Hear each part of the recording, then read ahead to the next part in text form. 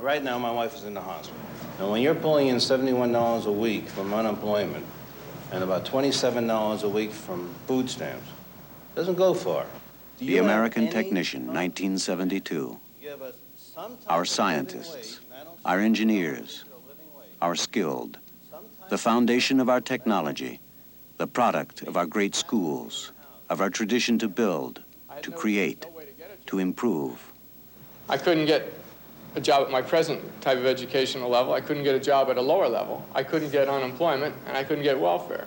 So the only thing left, I had to get money from my brother. It seems unbelievable to me that when you look at the need for construction, the need for engineering, that a man with a master's degree in engineering can't get a job. There's something wrong with our leadership when a situation like that exists. In my case, I happen to be past retirement age. Here I am without a pension.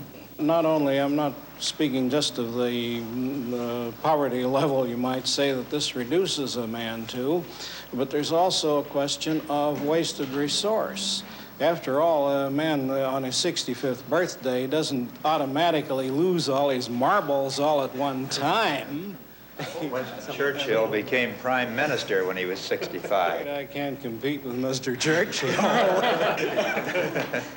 But still, I've got something left that can be utilized. You'd like to feel useful and make some contribution. I certainly would. You're not really old. To be past 65 is not to be old. I myself I'm out of work at this time. Every job I go after, 50 applicants. He should be lucky he's not in controls engineering. He only has 50 competitors for each job. We have more like 600 on each job. That's in the first 3 days. I was making $71 a week. I went to work for 2 days. I was completely canceled out for that week's benefits. You're actually penalized because of your education. A man who has run out of his unemployment benefits, he can't get welfare because he still owns his house. He's a capitalist, so he is out of our system of benefits. He's got to be destroyed financially and morally before he can get the benefits, and then, once he's been destroyed, what's his incentive to get back up again?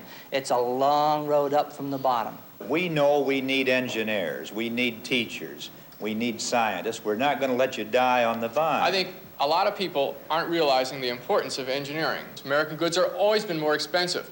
But the difference in the goods today is American technology isn't any better than any other country. We should have the Wonka engine. I mean, our technology is stagnant. We've been concentrating our research and development on building the best tank and the best missile, while the Japanese and the Germans have been concentrating their research and development funds on building the best compact car, building television and radio, consumer goods, and we've starved that whole sector of our economy.